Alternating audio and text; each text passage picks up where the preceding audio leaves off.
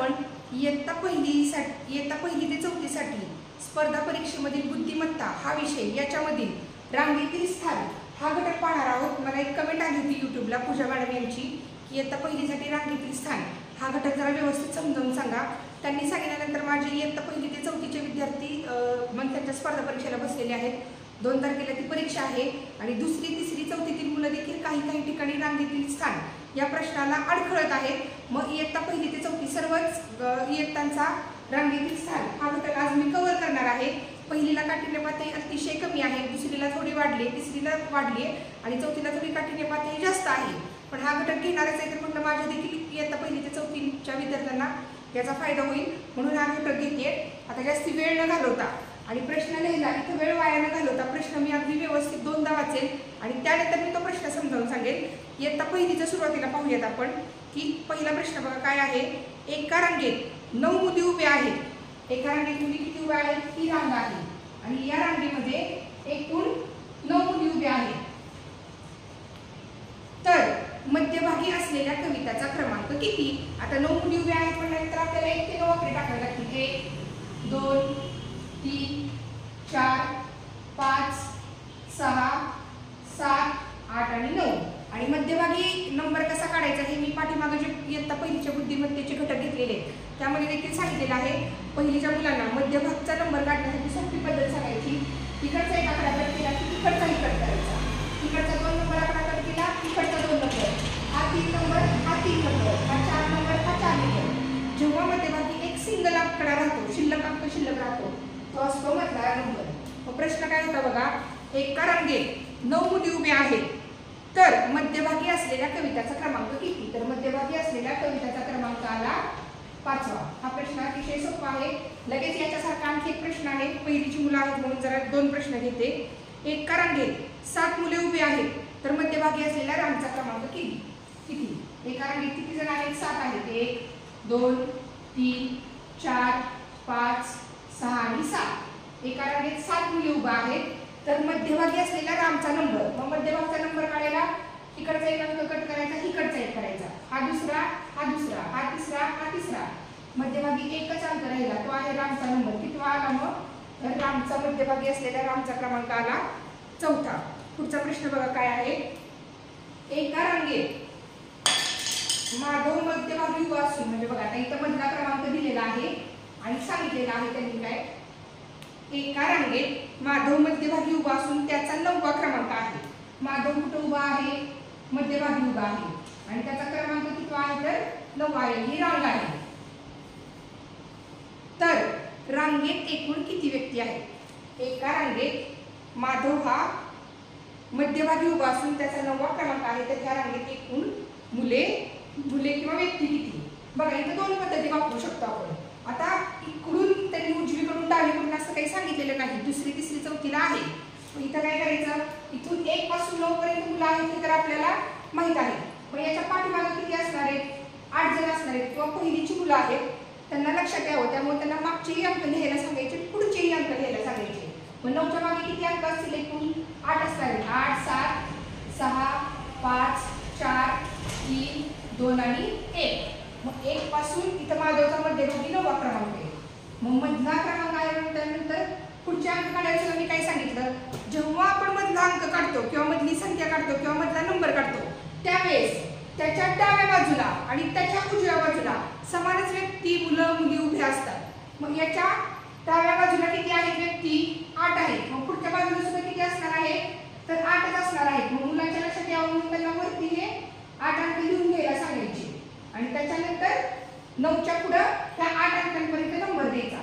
9च्या पुढे काय?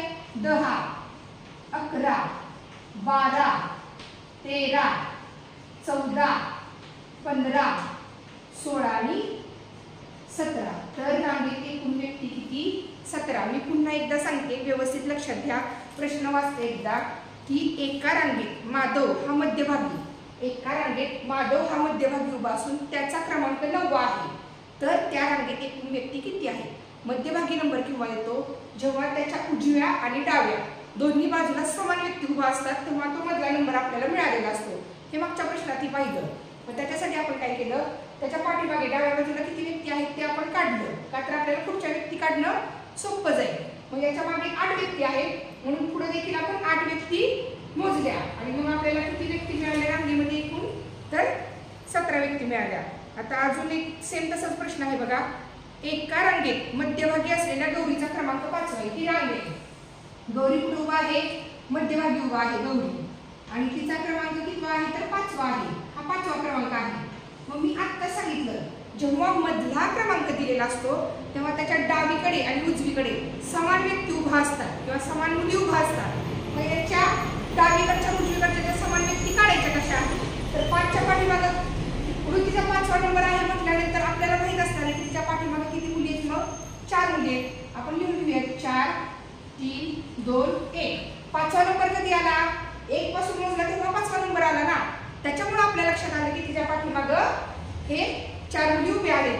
पुढे देखील आणखी 4 असणार आहेत. मुलांना सुरुवातीला लक्षात यावं म्हणून आधी अशा अंक लिहायला लावा आणि त्याच्यानंतर 5 पासून इथपर्यंत अंक लिहून पुढचे आपण 5च्या पुढे 6 7 8 आणि 9 आणि मुलांना जर तोंडी समजत असेल तर 5च्या पुढे 4 पर्यंत मोजलं इथे देखील 9च्या पुढे 8 पर्यंत मोजलं तर 17 उत्तर मिळणार आहे आणि 5च्या पुढे 4 पर्यंत मोजलं तरी 9 उत्तर मिळणार आहे. आणि त्यांच्या लक्षात येईपर्यंत माझं तर स्पष्ट मत आहे की त्यांना या पद्धतीने लिहायला सांगा म्हणजे ह्या प्रश्नाचा इयत्ता 1ली पासून 4थी पर्यंत फिक्स याच्यावरती एक प्रश्न आलेलाच आहे. 4थीला तर मला वाटते 3री आणि 4थीला कदाचित 2 प्रश्न आहेत या घटकावरती पण एक प्रश्न तर फिक्स आहे आणि पेपरमध्ये 2-2 मार्काला एक प्रश्न 2 मार्काला असतो. प्रत्येक मार्काला अतिशय महत्त्व आहे तेव्हा त्याचं मेरिट ठरतं. राज्यात बसणं, जिल्ह्यात बसणं, केंद्रात बसणं आणि मेरिटपेक्षा पण मुलांना हे सर्व घटक समजले कितपत हे आपल्याला आपल्यासाठी महत्त्वाचं आहे का तर त्याच्या ह्या सर्व कन्सेप्ट क्लिअर पाहिजेत. आता पुढचा प्रश्न बघूया. पुढचा प्रकार काय आहे तो सध्या आपण अजून पहिलीतच आहोत. दुसरीच्या प्रश्नाकडे आपण वळलेलो नाही. पहिलीचं झाल्यानंतर आपण दुसरीकडे जाणार आहे. दुसरीचे थोडे प्रश्न समजावून सांगितले तरी मुलांना समजण्यासारखे आहेत पण पहिलीची मुलं पूर्णपणे नवीन असतात त्यांना समजून सांगणं जरा जास्त गरजेचं आहे. बघा आता बागेतील झाडांच्या रांगेत मध्यभागी नारळाचे झाड असून त्याचा क्रमांक 3रा आहे तर रांगेत एकूण किती झाडे. आता जो प्रश्न प्रकार होता सेम त्या पद्धतीनेच हा देखील प्रश्न आहे. हा प्रश्न थोडा वेगळा आहे. बघा एका रांगेत ही रांगेत एका रांगेत अजय हा पुढून 5व्या स्थानावर व मागून 7व्या स्थानावर आहे. पुढून म्हणजे इकडून रांग आहे डावीकडून. पुढून कितव्या स्थानावर आहे तो 5व्या. आपण रांग अशी धरली ना इथून चालू झाली इकडे रांग गेली मग पुढून तो कितव्या स्थानावर आहे 5व्या आणि मागून तो कितव्या स्थानावर आहे 7व्या.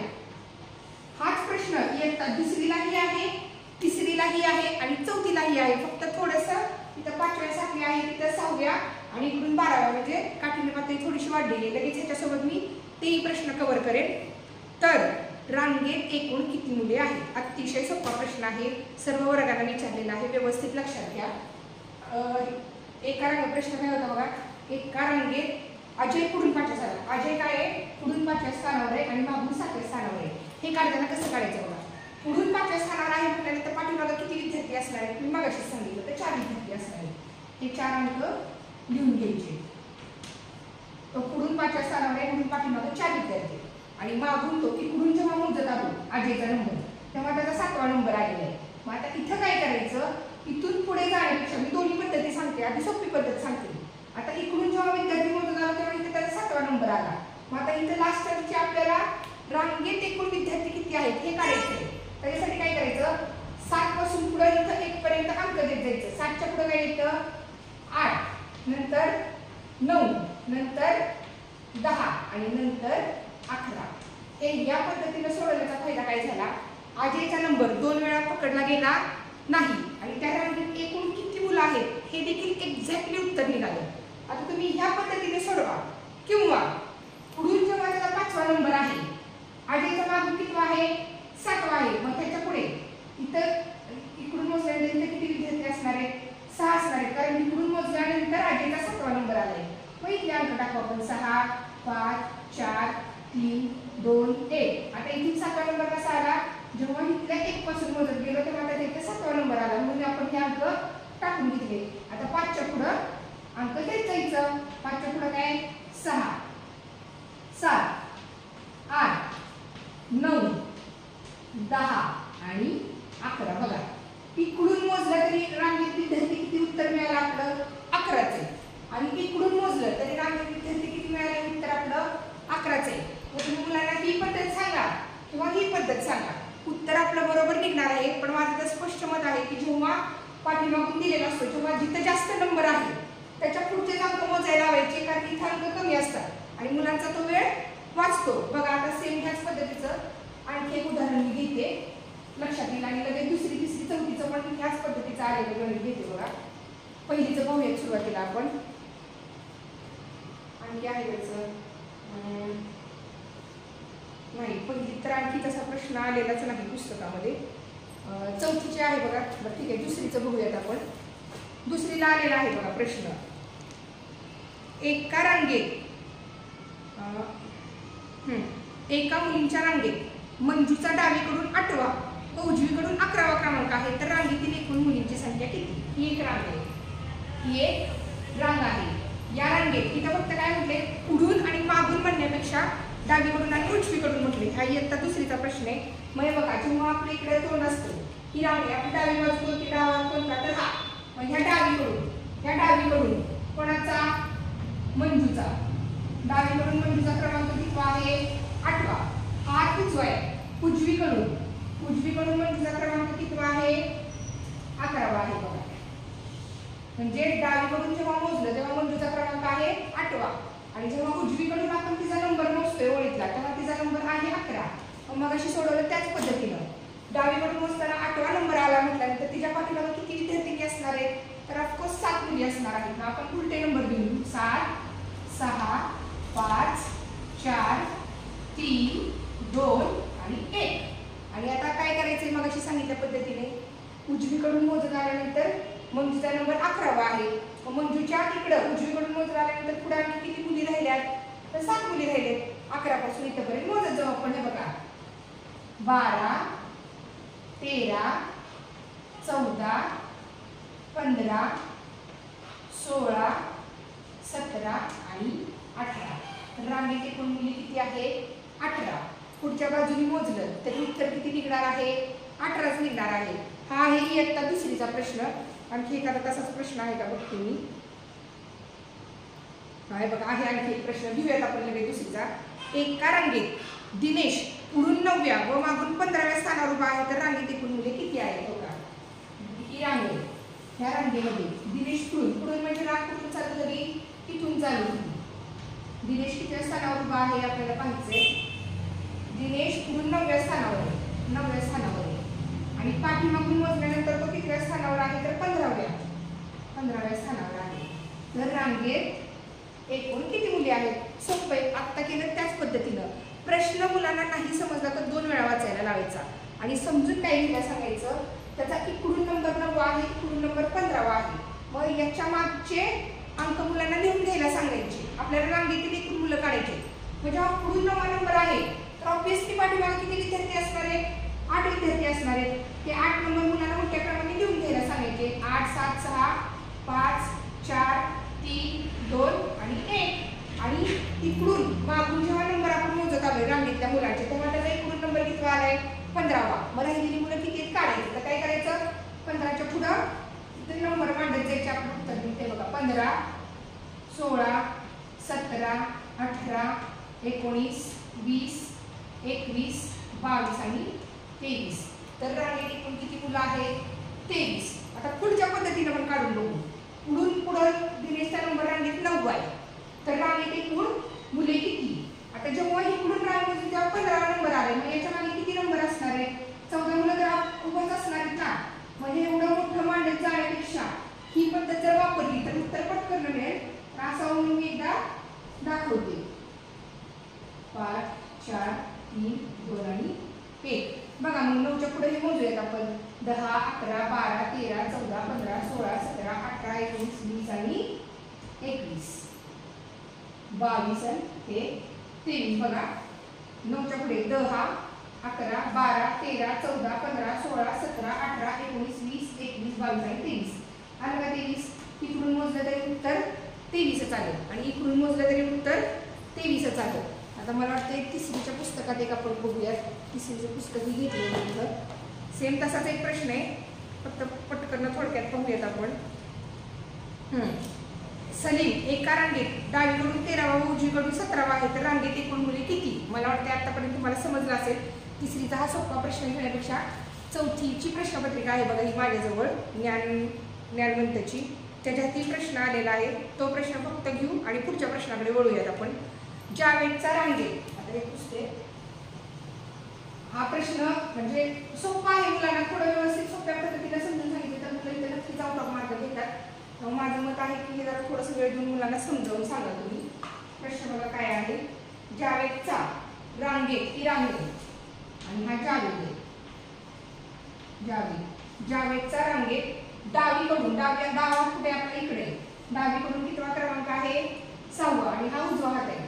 उजवीकडून कितवा क्रमांक आहे? 15. हा इयत्ता चौथीचा प्रश्न आहे, प्रश्नपत्रिकेतला आहे, तो घेते. इथं आपण काय करणार, डावीकडून 6वा आहे म्हणजे त्याच्या पाठीमागे किती मुलं आहेत? 5 मुलं आहेत.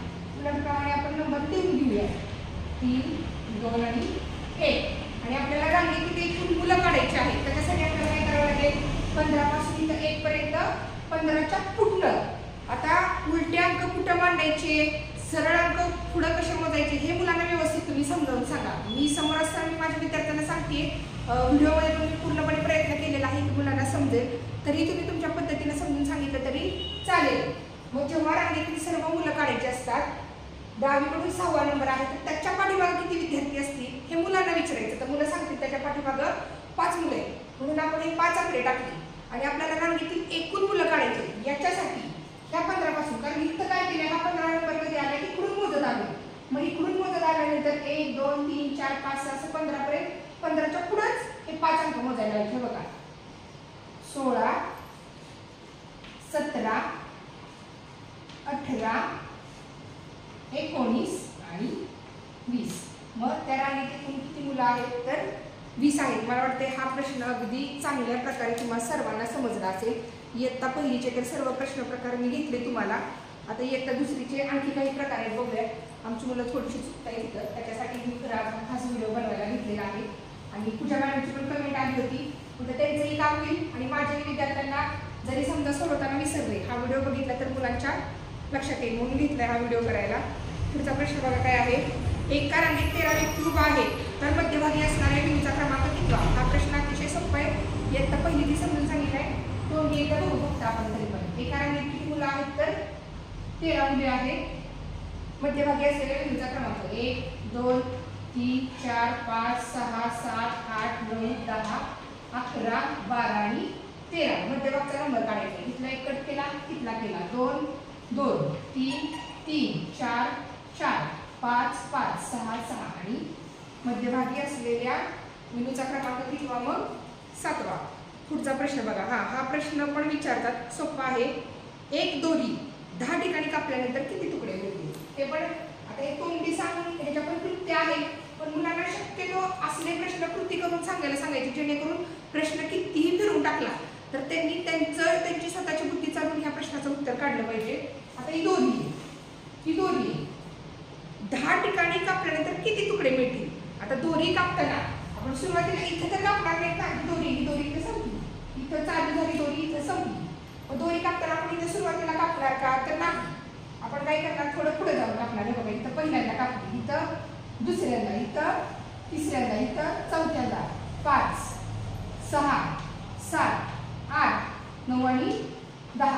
शेवटी आपण इथं कापतो का? जिथं दोरी संपतो तिथं कापतो का? तर नाही कापतो. आणि त्यांनी काय सांगितलंय, एक दोरी 10 ठिकाणी कापल्यानंतर त्याचे किती तुकडे मिळतील? आता ही 10 ठिकाणी दोरी तर मुलांनी कट केली, आकृतीच्या सहाय्याने काढली. मग आता आपल्याला तुकडे किती मिळतील हे काढायचे. मग हा पहिला तुकडा आहे ना, हा पहिला तुकडा इथे नंबर टाकायचा. 1, 2, 3, 4, 5, 6, 7, 8, 9, 10 आणि 11. मग दोरी जेव्हा 10 ठिकाणी कापेल तेव्हा तुकडे किती मिळाले? 11. म्हणजे दोरी कापताना काय होणार, जेवढ्या ठिकाणी कापायला सांगितली त्याच्यापेक्षा एक तुकडा आपल्याला जास्त मिळाला. आता जर प्रश्न असेल की एक दोरी 12 ठिकाणी कापली तर आपल्याला किती तुकडे मिळतील? मग 12च्या पुढची एक संख्या एवढे तुकडे मिळणार. का मिळणार? तर इथं आपण प्रत्यक्ष कृती करून पाहिलेलं आहे. मग एक दोरी 12 ठिकाणी कापल्यानंतर तुकडे मिळणार किती? 13. हे सरावातून मुलांना माहित होणार पण मुलांना हे समजेपर्यंत ह्या पद्धतीनंच मुलांना कृती करायला सांगा, म्हणजे मुलांचा इथे देखील मार्क जाणार नाही.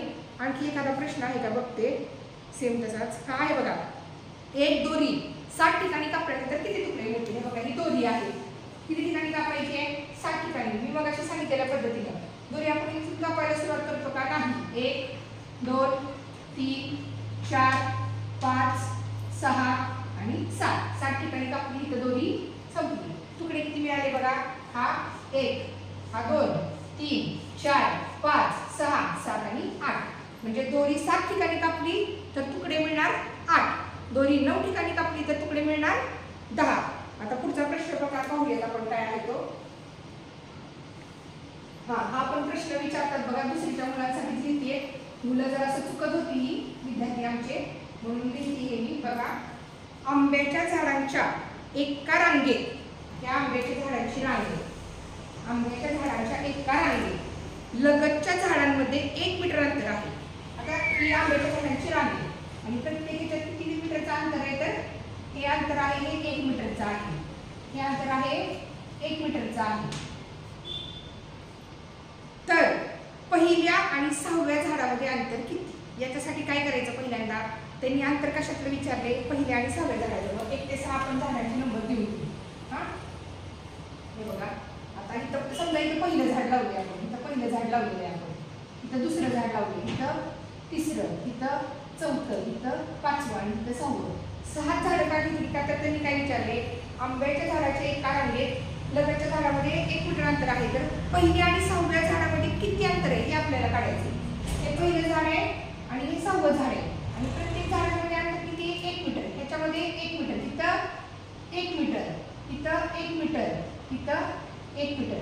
आता झाडं जरी 6 असली तरी आपलं अंतर किती मिळालं बघा, 1 आणि 1 2, 2 आणि 1 3, 3 आणि 1 4, 4 आणि 1 5. मग पहिल्या आणि 6व्या झाडाच्या मध्ये अंतर किती मीटर झालं, 5 मीटर आलं बघा. लक्षात आलं का, म्हणजे मग अशी काय होतं, तुकडे केल्यानंतर 1 तुकडा जास्त मिळतो. म्हणजे उत्तर समजा 7 तुकडे केले तर आपलं उत्तर 8 येतं, 8 दोऱ्या आपल्याला मिळतात. परंतु जेव्हा हे अंतर मोजायचे तेव्हा 1 ते 6 मधला आहे, परंतु याच्या मागचा आकडा किती आहे, 5 आहे, ते उत्तर येणार. मुलांना असं सांगू नका, त्या पद्धतीने समजून सांगा.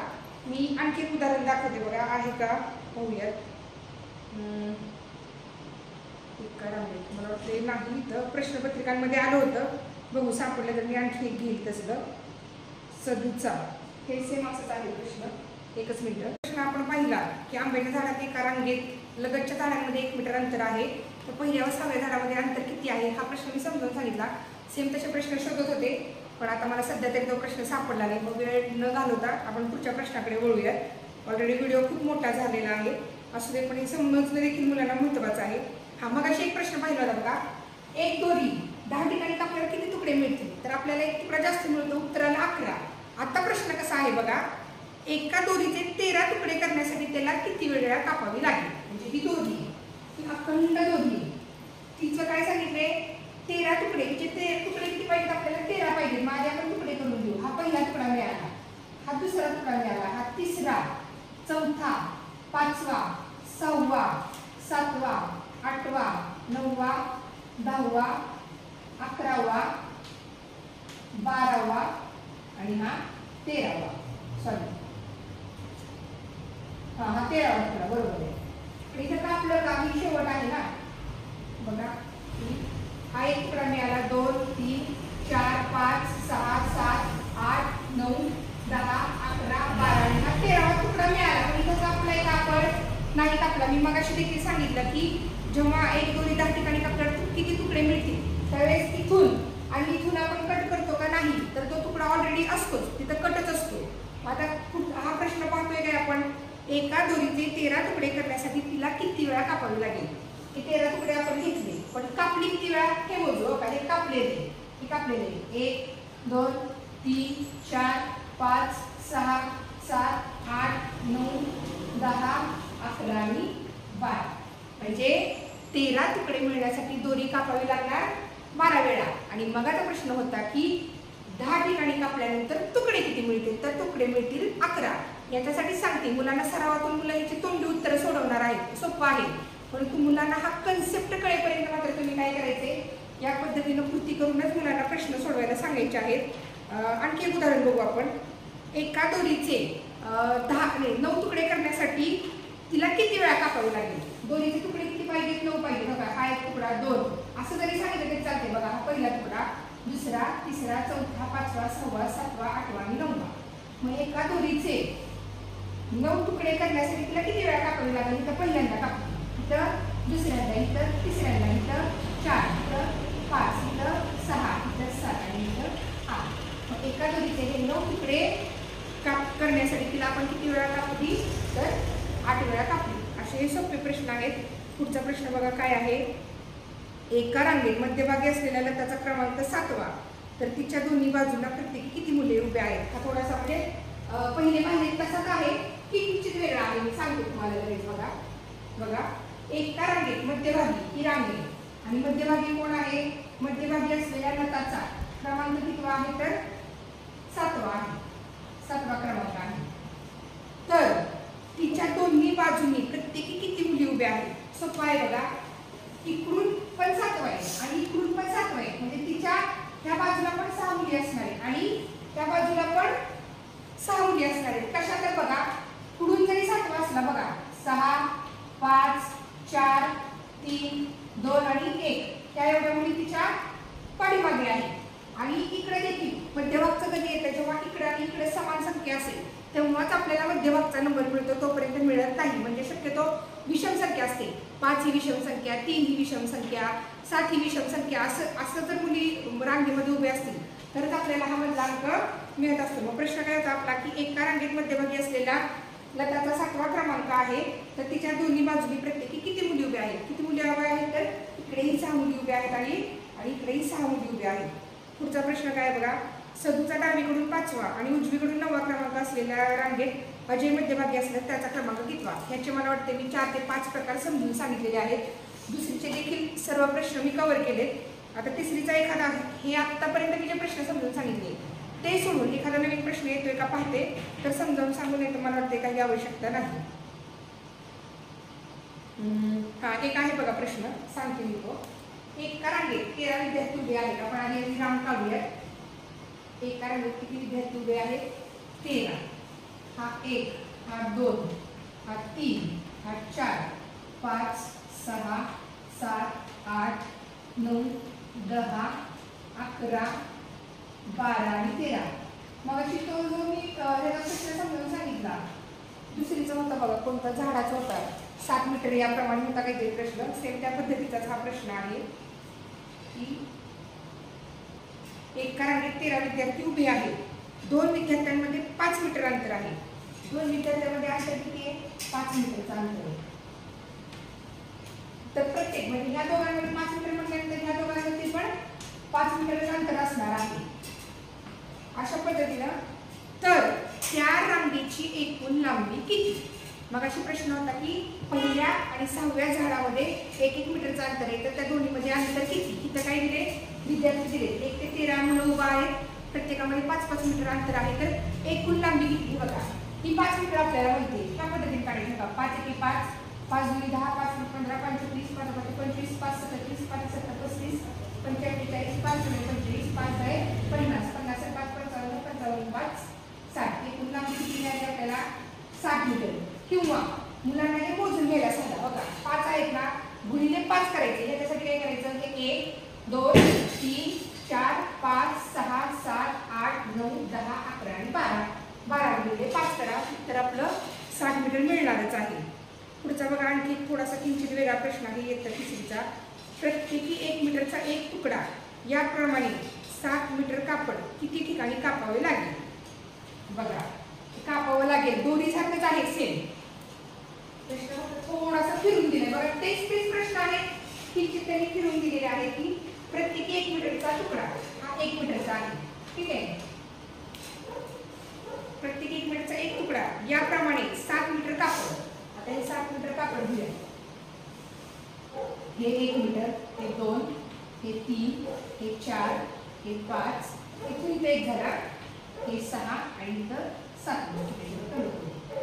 हे 1 पासून इथून सुरुवात झाली, इथून इथपर्यंत 1 आहे म्हणून आपण 1 इथं घेतलाय। हे 7 मीटर कापड आहे आणि प्रश्न काय आहे आपला बघा की प्रत्येक 1 मीटरचा तुकडा एक तुकडा याप्रमाणे 7 मीटर कापड किती ठिकाणी कापावं लागेल, किती ठिकाणी कापावं लागलं आपल्याला बघा. इथं कापलं कापड नाही बघा, इथं कापलं कापड, इथून सुरुवात झाली कापड इथं संपतंय, इथं कापड संपतंय, मग इथं कापलंय कापड इथं असं करूया सुरुवातीला आणि शेवटी आपण असं करूया.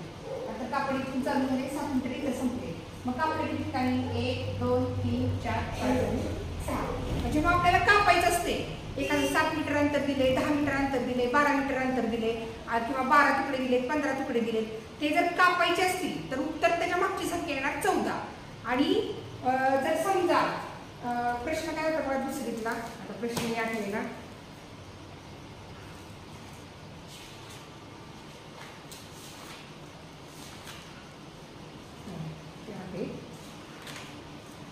हा. आणि प्रश्न जर असा असेल की एक दोरी 10 ठिकाणी कापल्यानंतर किती उत्तर मिळतील, किती तुकडे मिळतील, तर काय 10च्या पुढची संख्या 11 असं उत्तर येणार. म्हणजे दोरी अखंड दिली आहे आणि ती 10 ठिकाणी कापली किंवा अंतर अखंड दिले, ते कापलं, कापल्यानंतर 10 ठिकाणी कापलं तर 11, 12 ठिकाणी कापलं तर 13. आणि जर समजा असा जर प्रश्न दिलेला असेल या पद्धतीनं की 1 मीटरचा तुकडा आहे, 7 मीटर कापड किती ठिकाणी कापावं लागेल, जेव्हा कापावं लागेल तेव्हा मात्र काय येणार, त्याच्या पाठीमागची संख्या येणार. आता पुढचा प्रश्न बघा काय आहे, मला वाटतं आता जवळपास सर्व प्रश्न झालेत कवर. हाही प्रश्न तसाच आहे. एका रांगेत सविता बरोबर मध्यभागी उभा असून तिचा क्रमांक 13 आहे. रांगेत एकूण मुलं किती, पुढं पण तेवढीच असणार, मागे पण तेवढीच असणार. मला वाटते इयत्ता 1ली ते 4थीचे जवळपास सर्व प्रश्न मी कव्हर केलेले आहेत. तरी या घटकात कुठल्या प्रश्नाला जर अडचण असेल मला कमेंट करा, त्याच्यावरती जर वेळ मिळाला तर व्हिडिओ बनवेल. मुलांची परीक्षा जवळ आली, वेळ खूप थोडा शिल्लक आहे माझ्याकडे. ह्याचा छानपैकी सराव करा, मुलांना याचे मार्क पैकीच्या पैकी मिळू द्या. येणाऱ्या 2 तारखेच्या परीक्षेसाठी सर्वांना खूप खूप शुभेच्छा. छान अभ्यास करा आणि सराव करत राहा.